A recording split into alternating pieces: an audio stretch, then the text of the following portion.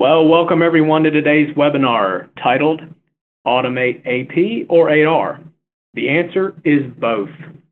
This is Brian from Strategic Treasurer, and we're pleased you could join us as we discuss the benefits of automating both AP and AR in an integrated way. Our speakers for today are John Rubinetti, President, B2B Payments at Deluxe, and Craig Jeffrey, Founder and Managing Partner of Strategic Treasurer. Welcome, John and Craig, and I'll now turn the presentation over to you.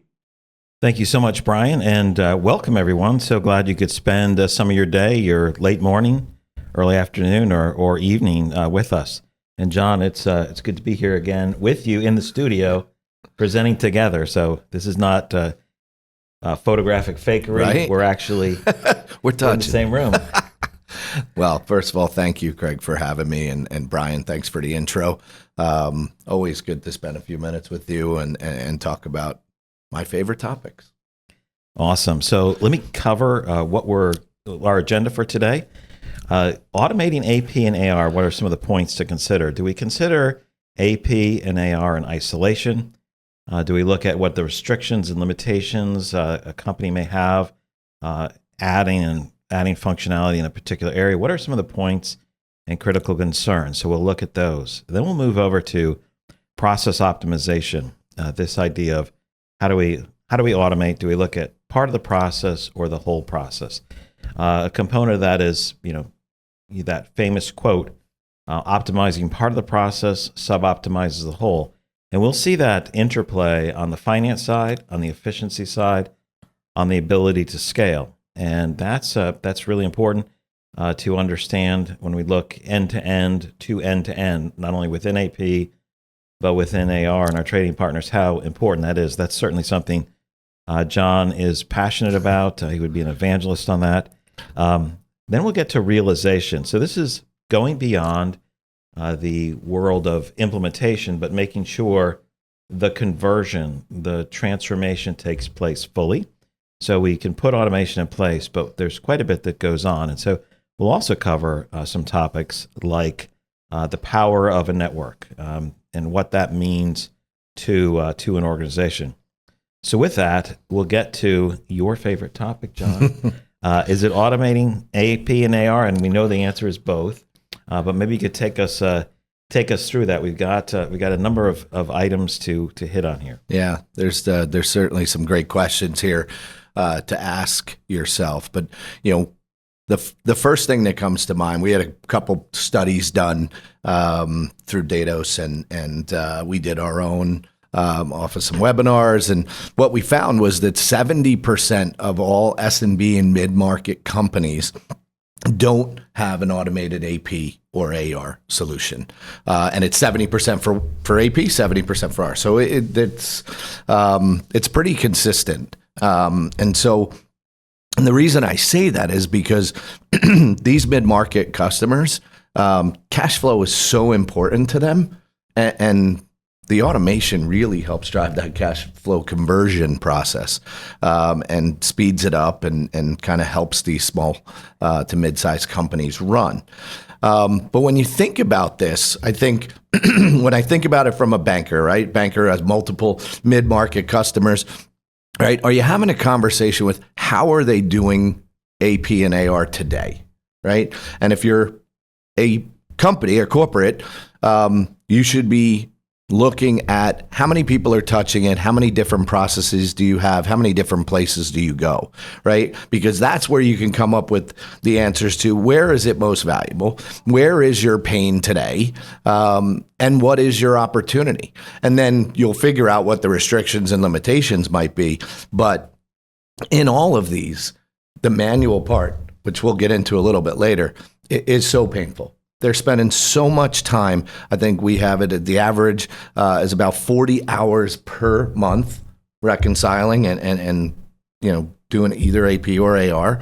You got most likely 3, probably 4 to 5 different systems or different places that you're pulling information from. So talk about a manual process and then an extensive, opportunity to make an error. right? And so those are the pain points that we know about, but those are the questions you as bankers or as corporates really need to ask so that you can look at ways of automating these two.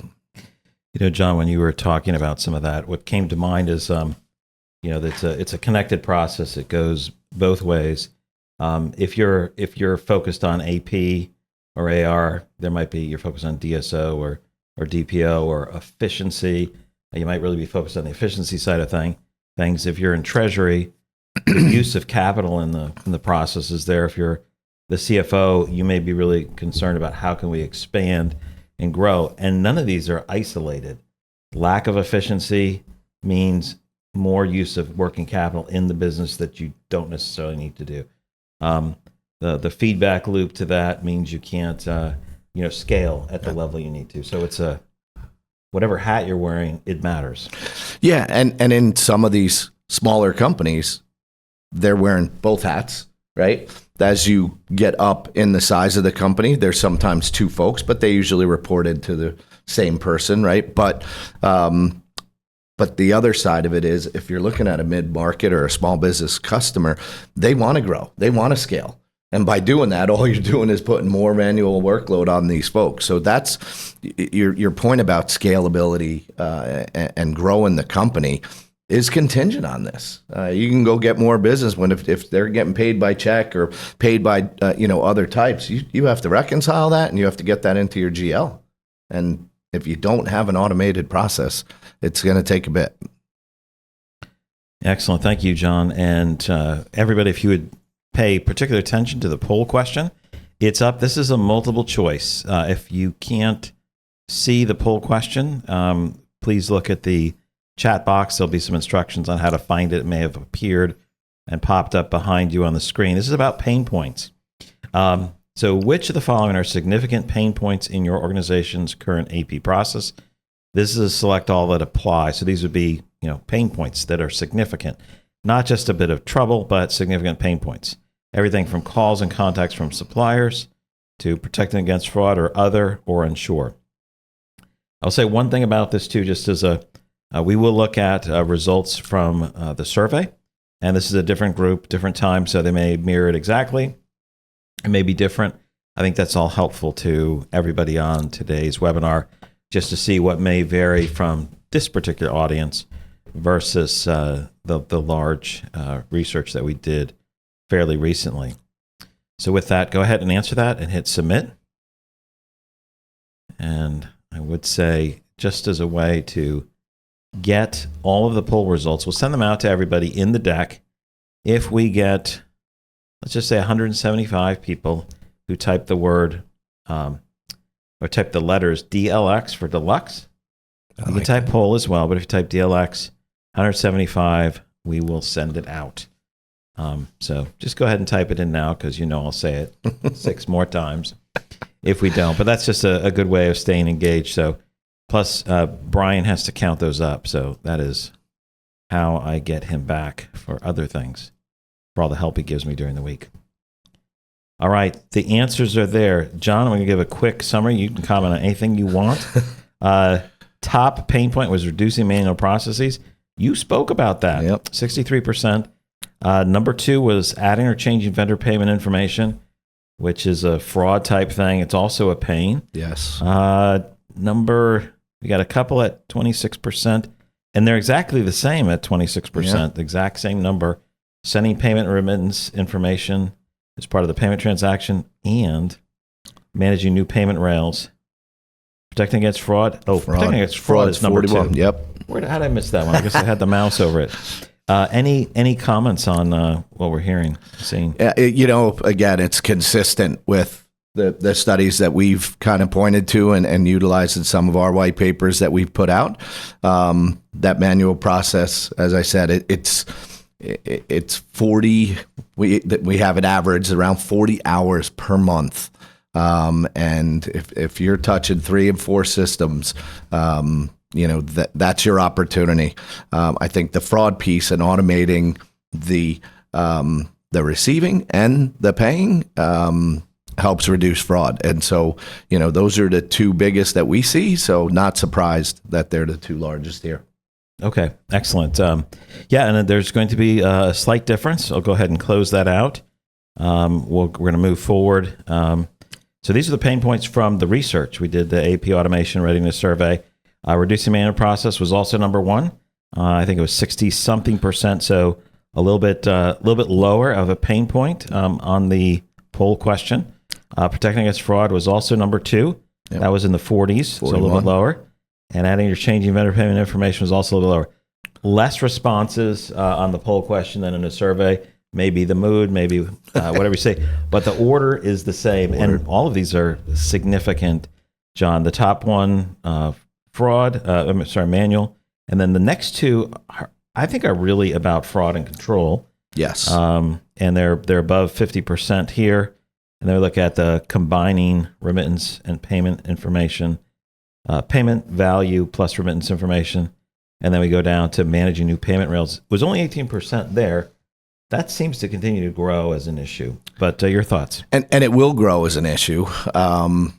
But if you have an automated process, it'll be part of it and it'll go away. But if you have a manual process and you start introducing new types of payments and rails, it's gonna push that manual effort a little bit higher, right? And so, these pain points very consistent with what we're seeing, very consistent with what we hear from our customers. And again, if you as a banker have customers, you got to be asking them these questions, right? And you have the pain points here. These are the questions. How much manual process do you have? How many different checkpoints? How many times are you changing vendor payments, right? Ask those questions because it's a slightly different sale. It's not like selling, basic treasury services. This is more of an automation utilizing software. It's different. So you got to ask some different questions. And, these pain points are the questions. And so hopefully this gives you a good path. And if you're a corporate, you got to be answering these questions and then justifying why making this move. Now, the other thing you get with these mid-market and small business customers is lack of resources on their side to do this, right? So when you think about the type of solution, you'd like it to be easy to integrate, easy to connect, right? And easy to learn and use. You don't want complexity. You don't want customization. You want a simple thing. I always say if we could solve for 80%, we're doing a pretty good job. It doesn't have to have everything. So I think that's another piece that I would advise folks. Don't get caught up in all the bells and whistles. Get caught up in automating your process. Excellent. So that 80% is the Pareto principle or the Rubin-Eddy principle? Oh, I'd love to take credit for it, but no. Awesome. Thank you, John. So this moves us to the cash conversion cycle. And let your eyes glance over at the brilliant blue arrows moving in a circle where cash goes into the cash conversion cycle, right? You buy inventory, cash goes into it. You have to pay for inventory at some point. You sell the goods or services and you have a receivable. Then there's that period of time where you're trying to collect. You collect the money. And then it moves over, you've got payables that you're paying, and the cycle of cash going in and coming out of the cash conversion cycle is the general flow. And some of the consideration on the right side, John will talk about in a moment. But, as you consider the circle, and it's a flow in and out, and Treasury's sitting there in the middle, and that's my general bias is Treasury. It's like you have to provide cash and liquidity for all this. If you're sitting there managing inventory, or you're on procurement or payables, or maybe you're in credit, collections, or accounts receivable, you might have a different orientation. But when you look at this, everyone is part of this overall process. And that's one of the key things to think about. Every component here affects the others. If you have extensive AR, that impacts Treasury because they have to provide more capital into that equation. Yep. If Treasury is tightening things up too much, you can't sell as much, and so you have an impact on the bottom line. So each of these, and if you tighten up inventory too much, you can't sell things because you don't have it in stock. Yep. So all of these require optimization within the company, but AR and AP and inventory also touch on other areas. So this is the cash conversion cycle, and on the right hand side, the idea there's a financial impact, an impact on relationships, how we can scale and efficiency. These are all closely related. And when we look at things in an atomized version, it's a problem. So hopefully I didn't cover too much of your stuff, John. I just didn't stop going. But what else can we think about here? I love your passion for this stuff. It's great. No, I think, look, the number one struggle for any company, but particularly the mid-sized and small business customers, is cash flow, right? Maximizing cash flow, getting cash in the door is how you grow your company, right? And to your point, if you have to pull back on sales, or you can't make more sales, or you can't make payments, right? You're affecting your company's ability to grow, right? So cash flow is absolutely critical. When you think about how much time you're taking, with the process, with a manual process, versus having an automated process and then leveraging the data to enhance relationships with suppliers and partners, right? To think about how to maximize your working capital, right? Having different conversations when you have data. Today, getting that data from 4 different systems is very difficult, which is another benefit of automating the process, whether it's AP or AR, is your access to data. And so, that's where I would rather have folks focused, right? Looking at the data, evaluating, where you're paying, how much it's costing you, those kind of things, and then making alterations, right? Or changes.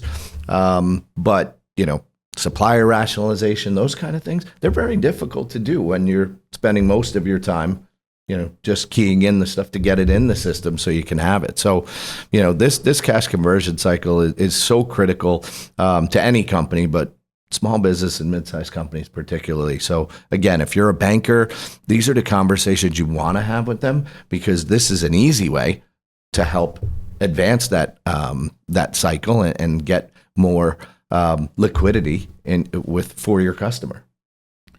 Those are some really good points, John. When you brought in data, I was thinking, we probably need to have some way of showing data on here, because it's not just the money and it's not just the efficient process. It's using data for analysis. So all of those are, if there's the cash conversion cycle, there's the data cash efficiency cycle. We got to come up with a new one. It cycles underneath this one. Yes, because what you hear in the industry today, you hear a lot of talk about AI, right? Machine learning and all what I'll call the shiny new objects, right? But if you don't have an automated process, you can't take advantage of that stuff. So, when you're out there evaluating solutions and you're getting all excited about, you can't get there without starting with the automation. And so, but that's what excites people about what the automation does, is it provides that data. It gives you an opportunity to start to utilize machine learning and AI to get smarter and to identify opportunities, right? That's where you want that help. But if you don't have an automated, you can't do that. Yeah, thanks, John. And our next slide has data on there. We got processes, method, and data. I'll just do a little bit of a setup. I'd love to hear your thoughts on this. We talk about pursuing efficiency, and we contrast inefficiency versus efficiency. Which one do you like? Of course, efficiency is the obvious answer. So what goes on with the process matters. What goes on with the method? Is it manual? Is it automated?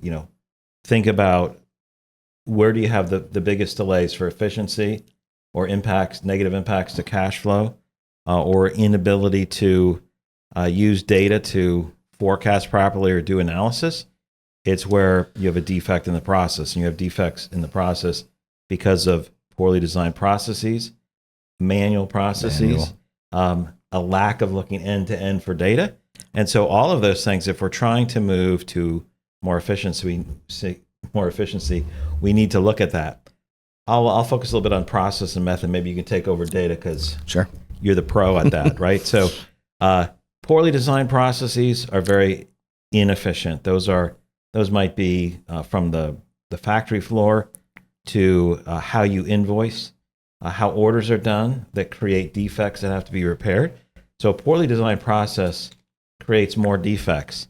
And a poorly designed process can be poorly designed because it's not looked at, or it can come about because it's not looked at broadly enough. It looks in isolation.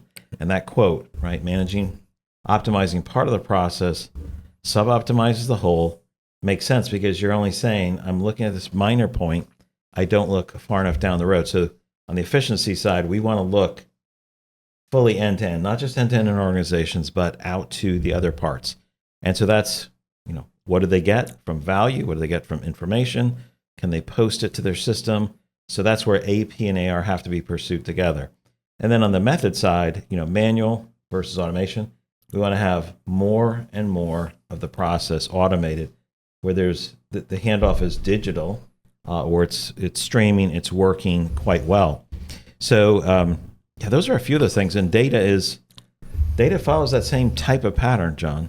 Yeah, no, it certainly does. And at Deluxe, for years we've been known as the check company, right? And we have pivoted to a data and payments company.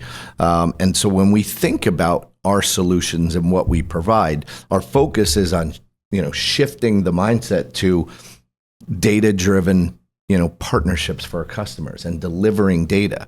And so the automation piece allows us to bring those robust, and integrated data components to our customers. And so, that's what this is all about. I mean, if when you have data, then you can analyze it. When you have data, you can utilize AI and machine learning. Those are the things that, when people talk about, what's happening with Amazon and those kind of things, of how that whole embedded experience is, well, they're utilizing AI because they're taking that data. They have an automated process, and then they're able to push things out to customers, right, and make suggestions. This is the same concept. We're able to push ideas, push recommendations by providing that data. So our advice to our clients, right, is invest in the automation, because it leads to that more robust and more integrated data piece. And, the other thing that you talked about, which is, part of the process,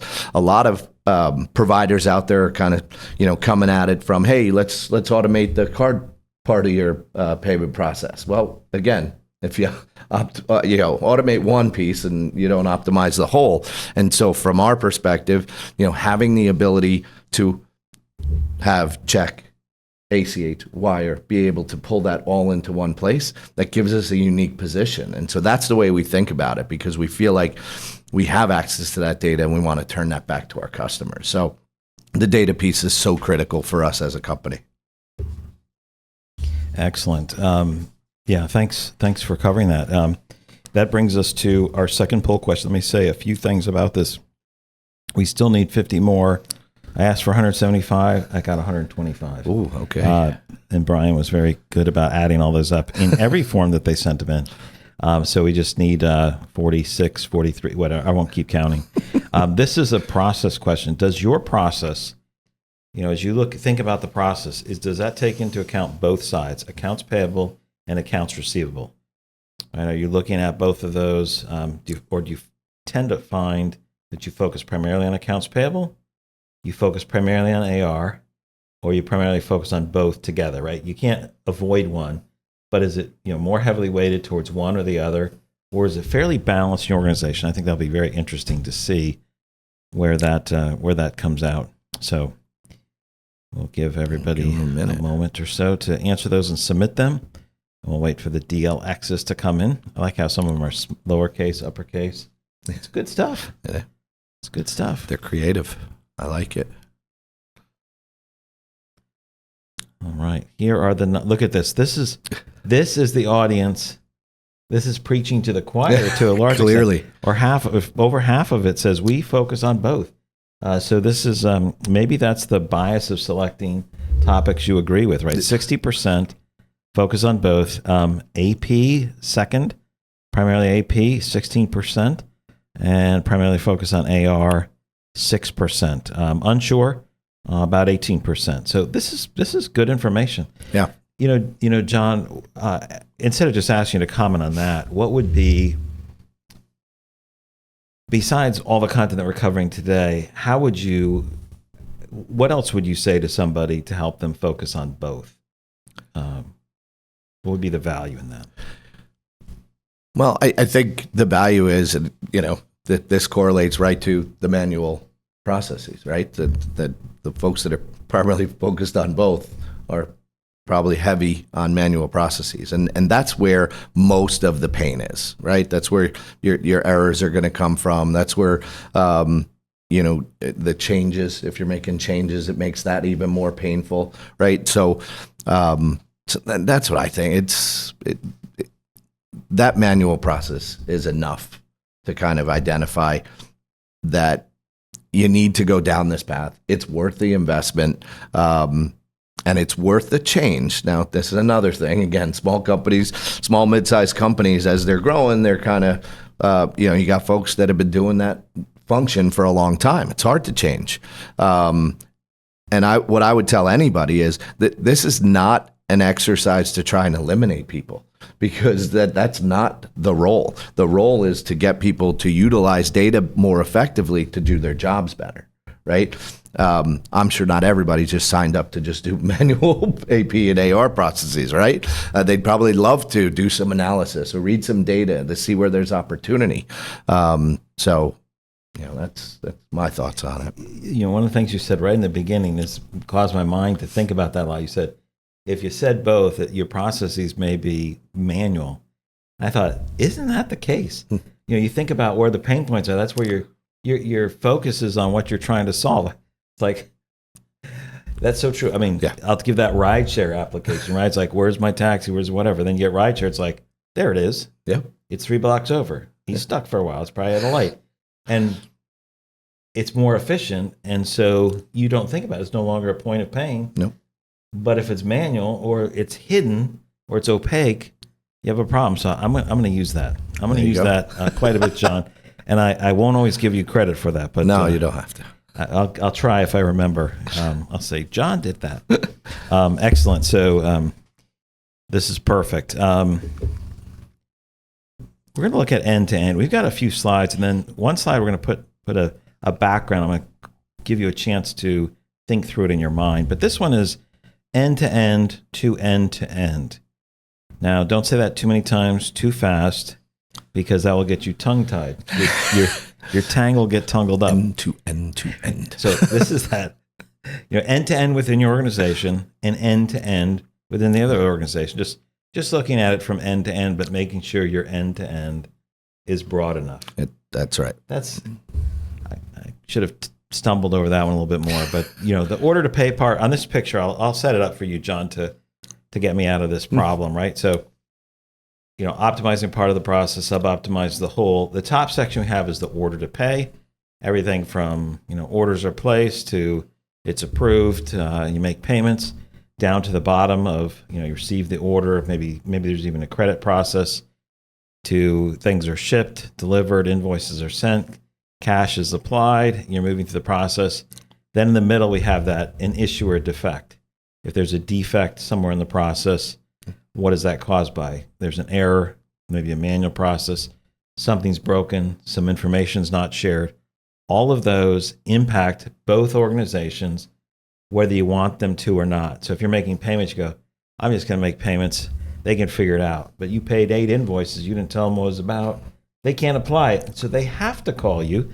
Now you gave them a defect, gave you a defect. So I'll stop there. Extended the payment process. Nothing good came of it. Nothing good came. Exactly. Exactly. I mean, when certainly on the receivable side, what we've seen, right, is that we're trying to give customers the ability to have real-time data, easier integration with their existing processes, and help resolve and solve defects, right? From a payables perspective, it's relatively the same thing. It's being able to, take a file from your ERP system, decide where the payments are going to go, and have it go back into your AP system, into your GL, and close it out. And when you don't have to manually key stuff in, when you can take the data in and make better decisions, manage to exceptions, you become more efficient. And so that's where, looking at end to end, not just one component of it, allows you to solve for it, because the one component's still going to lead to more manual effort, because it's great. You've automated the card process there to make that payment, but you still have to do something with that data that comes back. And so, that's why I love this end to end, because you're thinking about the entire process on both sides. All right. That's excellent. Manual bad, isolated bad, end to end automated good. Good. Awesome. That's how I simplify things in my mind. So, on to automated payments. This is a question about, has your organization automated payment disbursements? 1 out of 9 or 11% did it for all areas. Half did it for some areas. About 20%, about 1 in 5 or 2 in 9, if you'd like that, is we're in the process of automating, and 17% no. This seems extremely important for efficiency, for control and avoidance of fraud, the ability to scale, and this, if you're automating it, your receiver is not going to be pestering you as much about when the payment's coming. Yeah, where is it? Where is it? Checking in. Yeah. Again, I think this kind of confirms some of the data that we've seen, right? That we know that 70% of the companies out there don't have an automated AP or an AR. Now, that doesn't mean that they don't have some part of the process, but the point is the end-to-end is not. And so in the process of automating, that's great. I would highly encourage those folks to make sure that they are looking end-to-end and not just looking at one component. I said this earlier, taking advantage of data, AI, machine learning cannot be done if you don't have an automated process. So make sure when you're talking to providers that they have the ability to do all of those things, because you have to take advantage of what AI and machine learning can do for you. But the first step is clearly to automate. Excellent. So automate and the move to digital is a huge component. Let me just do the setup again for this one. So we've got AP on the top, AR on the bottom, so it moves around to the right. We've got, in this case, AP issuing checks. In this case, going through a lockbox, it's scanned, it's going to AR, right? There's a flow there. The other example is you got all digital via payment processing provider going from AP to AR. That's the general structure of this virtuous square. Yeah. John, maybe you can talk us through it about how do we move away from the challenges of checks? It's going to take a long time. We have to handle those. And so we have to handle the interim, which is maybe decades. Says the guy who works for a 110-year-old check company. But no, checks, they continue to be, a payment method that is very vulnerable to fraud, right? The U.S. Postal Service data shows that fraud kind of due to interference at the post office is up 10 percentage points, right? So that's climbing. But it's not really about getting rid of checks. I don't view it that way. I'd like to reduce. I'd like to move to digital formats, digital e-checks and things like that. But it's the transition away from the challenges that checks bring to the whole process, right? And the automation helps solve that at a lower cost, faster processing, improving the cash conversion cycle. All of those things are really good. And so, this really just highlights the delays, the opportunity costs, the fraud that could happen by not having an automated process. I think it's less about, the actual check itself, but it's about being able to kind of control the process a little bit better and have more insight. From our perspective, right, we know the checks are declining. We see it, but it's not declining at the rate that everybody thinks it was going to. So I would like to be able to control that and help provide choice, not, no, you got to get off check. That's not what we want to get out there, because there is some benefits to it and there is some ways to digitize it and take advantage of the benefits of it. And, but I think moving to digital just highlights how important it is and where the inabilities are highlighted here. Yeah, a number of challenges, whether it's manual processes, paper-based processes, processes that don't have information. All those are areas ripe for handling a transition over time to great areas, or greater processes, better processes. So on this slide, everyone, AP efficiency, moving to EFT and ACH is viewed as the most impactful. So this is ranking the impact on the efficiency of the AP process. And so the top one, and this is, you get to pick one. So it's sorted at 6 items, almost 30% picked moving payment volume to EFT, ACH as the number 1. Number 2, closely behind that, was adding automated account validation services. This is, how do we validate accounts? We don't want to be subject to fraud. We want to make sure that that's accurate, and there can be a lot of steps in that have to be done to ensure we don't pay the wrong people. Integrated payment file was identified by almost a quarter. Yeah. Being able to send one file, and I think that speaks to some of what you said, John, about maybe you didn't say it this way, but it was handling that transition of I have choices on how I get paid, how I pay, and that changes over time, but it's over time. And so an integrated payment file means if I send something out that sends, virtual card, checks, ACH, and real-time payments, whatever, yep, it can handle that. And then coming in most impactful is AI or machine learning. 1 in 9 identified that. I think if we take this in 2 years, that's going to change dramatically. But this is what your peers said were the most impactful. I'd love to hear some of your comments and how you think through impact. And this obviously was, you only got to pick one. Yeah, I think, and if I would want to talk about one, it's the integrated payment file, right? I think the integration removes the need for manual, right? So that's a big component there. But it also then goes ahead and makes moving payment types a bit easier, right? And again, when you have an automated process, then you can start to look at what are the costs of your payments.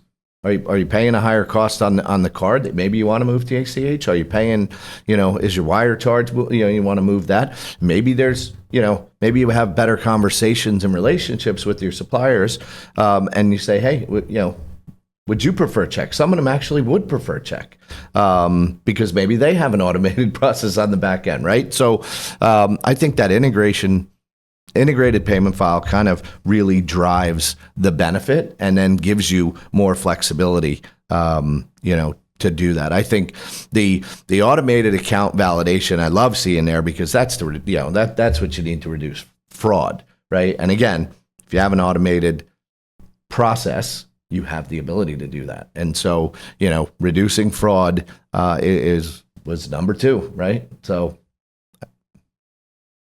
Yeah, when you said about checks in the process, I think sometimes it seems like there's some state agencies or some other groups that will say, please fax this in, because when you fax it in, they have a workflow built around the fax, and it scans and moves. It's like, we don't have a fax machine anymore. It's but they have built the whole process to make that more efficient, and so it's a transition. It's a period of time. Yeah.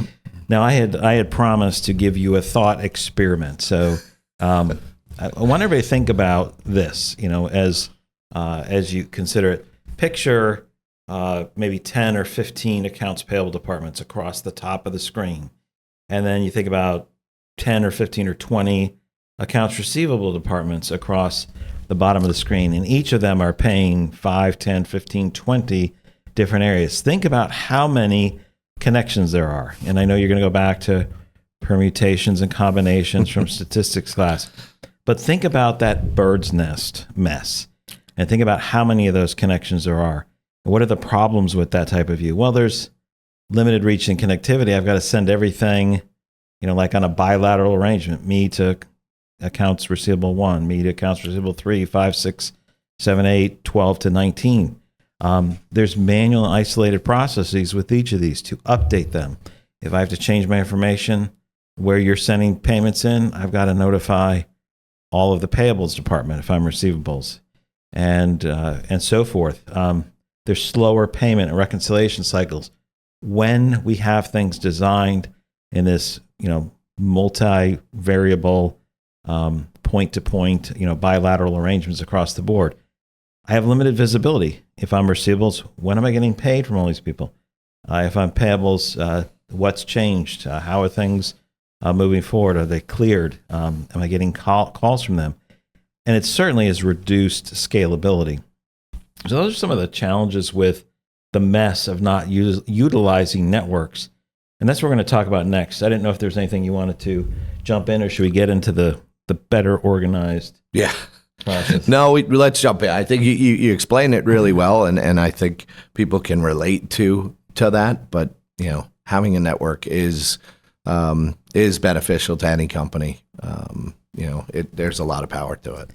So on this slide, as you can see, across the top, I had said 8, 10, or 20 APs, and across the bottom, I can't remember how many AR departments I said, but instead of the first AP going to 3/4 of them, the second one going to half, the third one going to all of them, you have these platforms or networks that isolate the number of handoffs. Instead of bilateral arrangements to every single one, you reduce it by having networks or platforms that allow you to scale, right? The power of a network is how big is the network, what you could do on the network, how does it make you perform, how does it protect you from fraud. I'll stop there and let you explain the power of a network in this environment. I think it's, when you look at the bottom here, right, the benefits, right, the comprehensive payment integration is absolutely critical. I think the tighter security controls, again, fraud being, the number 2, the manual process being number 1, those two things are clearly the benefit of having the network. I think the improved visibility into what's happening, across your company, but also across the network, that provides some better insight to a company. And then the last thing really is, the fewer errors because of, the less manual processes. So, I think this is a great way to just see the benefits. But again, we've been talking about them for 44 minutes, and it's, it comes back to, having better controls, having an automated process, having better visibility, and that all those things are better for your company, better for your cash conversion cycles, better for scalability, right? That's the other benefit here is now you can take on more, right? You can, if you grow through an acquisition, or you bring on 3 new customers, right? That brings in a lot, like, you don't have to worry about that, right? Where today you got to worry about that, because if that means another 300 checks a month, well, you got a manual process. It's going to take a lot, right? So that's what the power of this network really does for a company. Yeah, thanks, John. That was very helpful. So I think everybody can see the concept, how that simplifies the bird's nest to something a lot more focused on the platform or network, reducing the complexity. There was a question that came. There's a couple of questions that came in. One was, can you please expand on end-to-end a bit more? And so I'll just say a few things on that. Is if I'm an accounts payable department, or if I'm in a company and I want to optimize what goes on within my company, it's like, okay, we have a receiving group, we have AP. I want to make sure everything's efficient in all my handoffs within my company, and I may not care what John is if he's receivables. If I look at end-to-end to end-to-end, it's my end-to-end to his end-to-end, and I got to make sure I consider his process. How are you going to apply that information to your receivables? The receivables I have with you. Yep. If I don't send you the information, and if I deliver them separately, you've got to recombine them. If I don't share when I'm paying you, you may be like, it's the 27th of the month. Tomorrow's the end of the month. I got to call. Yeah, and the other piece, we talked about it the last time I was here, but the relationship with suppliers, right, and partners or customers, many in this space don't have the ability to kind of build those relationships and ask those questions, right? It's just, they send it the way they send it. But if you have the ability to have an understanding of what's their process and how can you help and what are the things that you can do, that just one, understanding the end-to-end process allows you to make better decisions about how to help you and them, right? I talked about it last time as kind of a win-win-win, right? Like win for you, win for them, and kind of a win for the process. But I think that's important for these small businesses because, again, maybe you get a better discount if you have that conversation you didn't know about. Like little things come out of those relationships and those questions in understanding the end-to-end process. Yeah, if it's easier to do business with somebody, that's more efficient for them and ultimately better. So that brings us to our third poll question. I will say thank you, everybody. We had well over 175 responses, people typing DLX into the chat box. Well done. No more are needed. And I know 10 more people will type that in there. So before I go to the question, if you look in the chat box, there's follow Deluxe on LinkedIn and follow Strategic Treasurer on LinkedIn. Would you go ahead and click on that and make sure you're following Deluxe and Strategic Treasurer? That really helps our marketing groups out, keeps us out of hot water.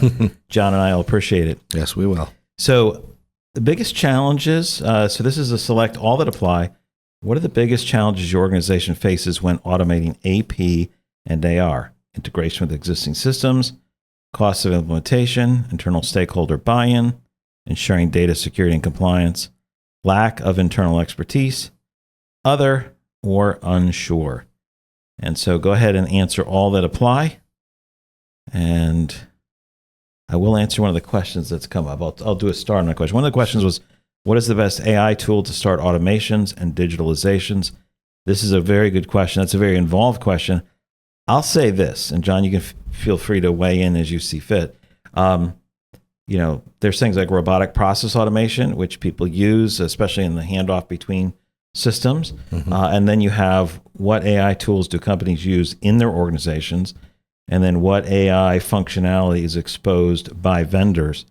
And I think you need to look at those. If it's already in a tool and you can leverage what a vendor has, that's great. Very few organizations are really well-versed in using AI on all their platforms, but that's a start to the answer.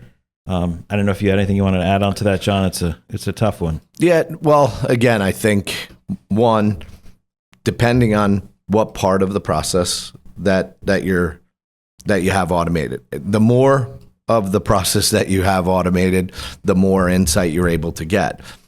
We, on both our solutions, provide and utilize AI and machine learning for the exception piece. So it's kind of built in to what we do. Getting a separate one sometimes, from my perspective, I don't think it's intuitive enough. I know it's supposed to learn, and I'm sure it does, and people way smarter than me or write some great code on how to do that. But it should be part of your solution. That's the way I would think about it. I wouldn't think about trying to separate it. I would think about trying to find a solution that incorporates that and allows you to take advantage of it. Sure. Excellent. So we have the answers. The answers are up. You can see them. You'll receive all the poll results embedded in the document that you get. So wait for that. You'll receive that over the next several work days, early next week. John, number one was integration with existing systems, the big automation piece. Yep. Cost of implementation, number two at 49%, almost exactly half. Then we dropped down to a tie. Lack of internal expertise slightly ahead, 30%, but a few more responses there than internal stakeholder buy-in at 30%. And then ensuring data security and compliance, 28%. Other insurers is falling off there. Any thoughts on the challenges that results from the challenges question? I would share this, right?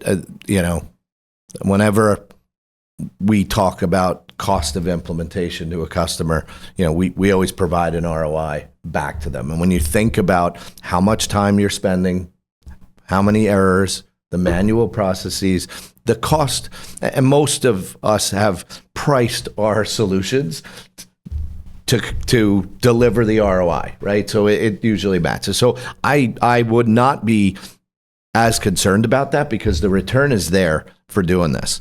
The one that kind of strikes me as an internal stakeholder buy-in, I would say, if you're the one doing the manual process, I'll bet you're bought in. But, the person who may oversee the process but not actually do it, you have a little bit more time convincing them of the cost. But again, I think when you look at what's happening in the process and the benefits, they far outweigh the cost. And, if you haven't gotten that ROI explained to you, I would suggest you ask for that so that they can map out the benefits to you. So the cost shouldn't be a hindrance. It's one of those it worth the investment and will pay itself back very quickly and very good over time. Excellent. Thank you for that. So on approaching automation, as we come towards the last 8 minutes of our time, there's an implementation section and activation. And I thought this was really interesting how you and Deluxe looked at things. There's the implementation, getting things set up, and then there's the whole, how do you enable full features of the system, get everybody onboarded, kind of like the full scale implementation and integration. Maybe you could talk us through that approach between, to implementation and through implementation and activation. Yeah, I think from, the way we look at it and the way I would encourage all of you looking at making those decisions, right? What you don't want to do is make a decision and do an implementation, then another implementation, then another implementation, right? They take time, they take resources, and they're harder to link. Our approach has been to build it so that we we implement for the first time this platform with modules, and now you have the ability to activate the modules that you need, right? Because at first, sometimes when you're just starting out, you probably just want some of the basic stuff, and then you want to figure out, hey, there's a little bit more you can do, and what you don't want to do is be in a position to say, oh, for that one, we're going to have to do another implementation because it's the next version of what we kind of sold you, if you will. And so that's what, when you look at the differences in implementation, that first implementation, it's a lot of change management. But we think about it as, let's get it set up in that first implementation to then activate the additional things, right? And if you want to, start to utilize the machine learning piece and the AI piece, right? You can do that by activating the modules versus doing another implementation. So there are two components, and implementation does scare a lot of people. And we've gotten better about it. The integrations are much easier today than they used to be, but it's still change. And so what I don't want to see is people go through multiple implementations. Yeah, excellent. So that brings us to our penultimate slide. Final thoughts. How do we proceed from here? We've got 3 pillars here: automating AP and AR, payment platforms, and realization. John, you want to cover your parts? I'll kick it off, sure.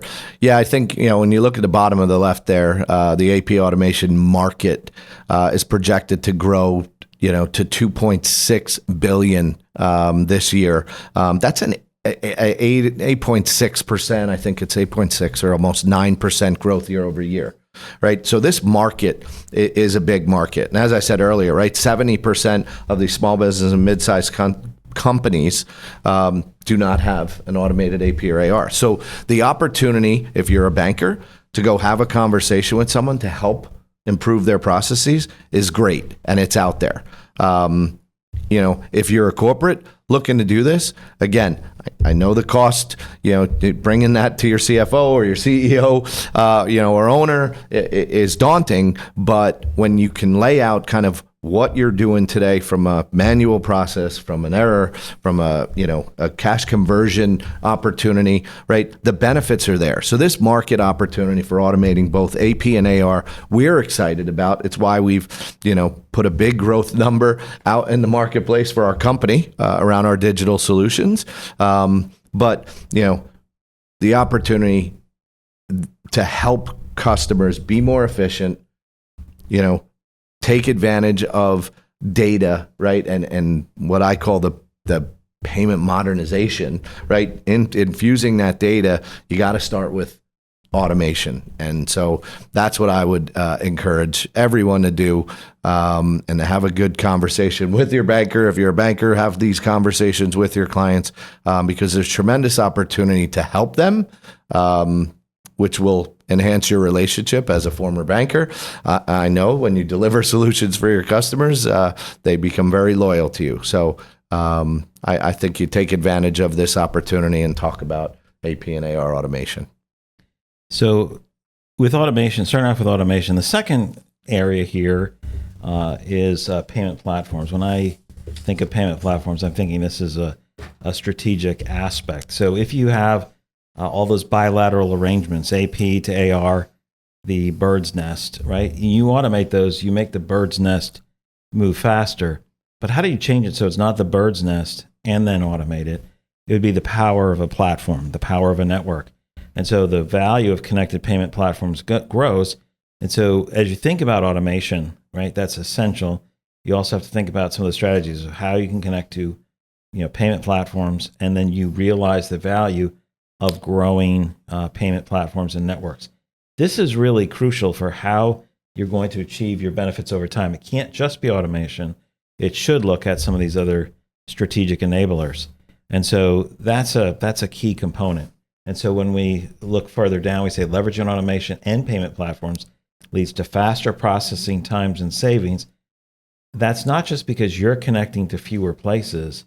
It's because your recipient, or if you're the recipient, you're getting information in more consistent methods. Instead of 12 times 12 in that platform, now you're getting more information in more consistent ways, which will help your overall flow. So automate, be strategic about your platforms. And then the last one that we had here is realization. This is the follow through. Don't do 12 implementations when 2 can make sense. You can't always do everything at once, the big bang, but you don't need to do 12. And so integration and realization of the full benefits is where you get your most value. And open networks drive easy scalability. You can scale, you're either scaling with a lot of people, with a lot of extra automation steps, or you're scaling with automation and some of these force multipliers like networks. And so, how do you achieve long-term optimization needs? A summary of what John and I have been talking with you about today. It's integrated information and activation, getting everything up and realizing the full benefit. Don't stop when the connection's made. Make sure the integrations are there and you can follow through. John, thank you so much for your time today, for coming in too. This is much more fun. Yes, it's always good to see you in person, and thank you for having me. And to everyone who joined, really appreciate you taking time to listen. Hopefully this helps you in your journey. Hopefully it helps you with your client relationships. And I look forward to coming back soon. Great. Some contact information is on the screen, and we'll turn it back over to Brian. Greg, thank you, John, and thank you everyone for joining us today. The CTP credits, today's webinar slides, and a recording of today's webinar will be sent to you within 5 business days. And be sure to download the AP Automation Readiness Survey report by clicking the link in the chat box. Thank you, and we hope you have a good rest of the day.